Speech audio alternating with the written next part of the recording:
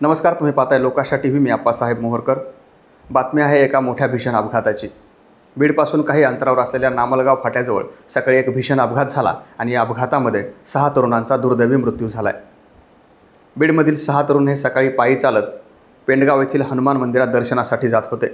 यावेळी त्यांनी नामलगाव येथील उड्डाणपूल क्रॉस केला आणि उड्डाणपुलाच्या काही अंतरावर पाठीमागून येणाऱ्या एका भरधाव कंटेनरने या 6 तरुणांना चिरडलं आणि यामध्ये 4 जणांचा जागीच दुर्दैवी मृत्यू झाला, तर 2 तरुणांचा बीडच्या जिल्हा रुग्णालयात उपचार सुरू असताना मृत्यू झाला आहे। या अपघातामध्ये दिनेश पवार, पवन जगताप, अनिकेत शिंदे, किशोर तौर, आकाश कोळसे आणि विशाल काकडे यांचा मृत्यू झाला आहे। यातील 4 जण हे बीड शहरातले असून 2 जण अहिल्यानगर जिल्ह्यातले आहेत। हे 6 तरुण नियमित पायी चालत पेंडगाव येथील हनुमान मंदिरात दर्शनासाठी जायचे। याही शनिवारी ते अगदी सकाळीच बीडमधून निघाले। नामलगावचा ब्रिज क्रॉस केल्यानंतर पाठीमागून येणारा कंटेनर काळ बनून आला आणि या 6 तरुणांना त्याने चिरडलं। या अपघातानंतर संपूर्ण बीड जिल्ह्यामध्ये हळहळ व्यक्त करण्यात येते। या सर्व अपघाताची माहिती स्थानिकांना मिळाल्यानंतर स्थानिकांनी तात्काळ रुग्णवाहिकेला फोन केला, ग्रामीण पोलिसांना फोन केला।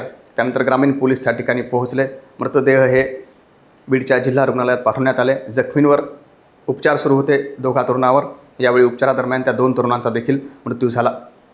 या सर्व घटनेनंतर बीडचे पोलीस अधीक्षक नवनीत कावत असतील, परिवहन विभागाचे अधिकारी असतील, वाहतूक पोलीस असतील यांनी घटनास्थळावर जाऊन पंचनामा केला आहे।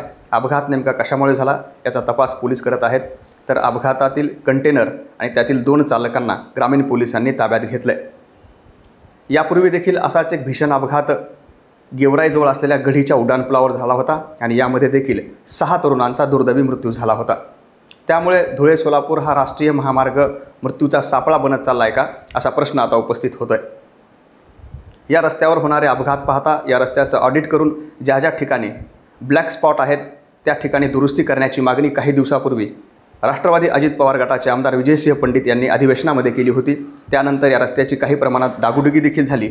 मात्र आता पुन्हा एकदा या रस्त्यावर अपघाताचं प्रमाण वाढलं असून याकडे प्रशासनानं लक्ष देणं गरजेचं आहे। त्यामुळे आता हा महामार्ग आहे की मृत्यूचा सापळा, असा प्रश्न उपस्थित होतोय।